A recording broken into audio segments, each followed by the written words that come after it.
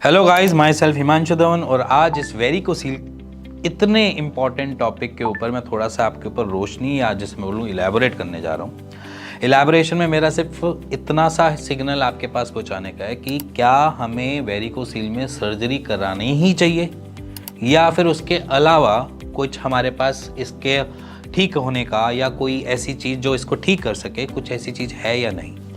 तो मैं आपके सामने कुछ फैक्ट्स रख रहा हूँ। पहले आप सारे फैक्ट्स क्लिप्स देखो और समझो कि वेरिकोसील विदाउट सर्जरी ठीक होता है या नहीं।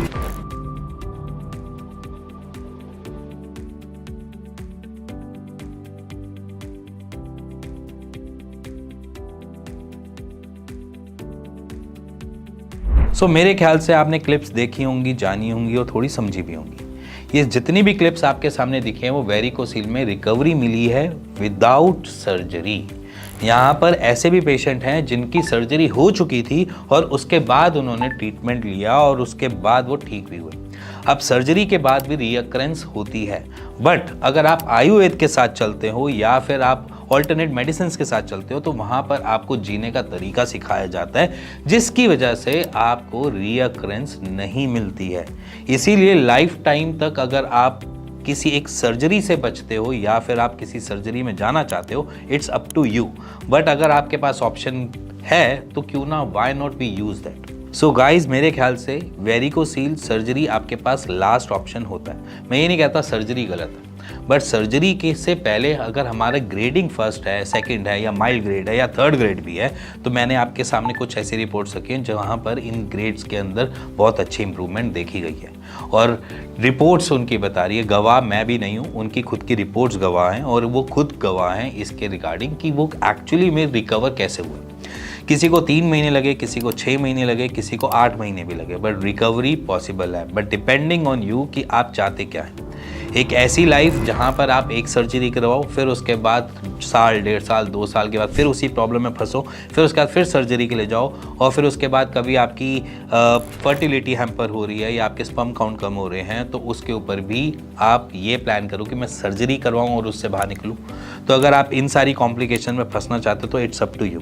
बट अगर आपके पास एक होप है जहाँ पर आप वेरिकोसील को नेचुरली ट्रीट करके उसको आराम से रिकवर करवा सकते हो, तो वो ज़्यादा बेटर ऑप्शन है। मैं ये नहीं कहता कि आपको सर्जरी नहीं करवानी चाहिए, मैं बस इतना कहता हूँ कि सर्जरी से पहले एक ऑप्शन जरूर लेना चाहिए। मैं ये नहीं कहता आपके पास सिर्फ आयुर्वेद ही है, आपके पास ऑल्टरनेट मेडिसिन का भंडार है, जहाँ पर आयुर्वेद भी है, होम्योपैथ भी है, जहाँ पर सिद्धा भी है, जहाँ पर आप इन सारी नेचुरल चीज़ों से इनटेक करके एज ए मेडिसिनल यूज़ करके आप अपनी सर्जरी को रोक भी सकते हो, डिले भी करवा सकते हो और इवन आप उससे रिकवर भी कर सकते हो। बट समझना आपको है कि आपने कौन सा ऑप्शन चूज़ करना है और कौन से ऑप्शन को प्रायोरिटी देनी है और कौन से ऑप्शन को आपने लास्ट में रखना है, क्योंकि सर्जरी के बाद रिकवर करना टास्क होता है।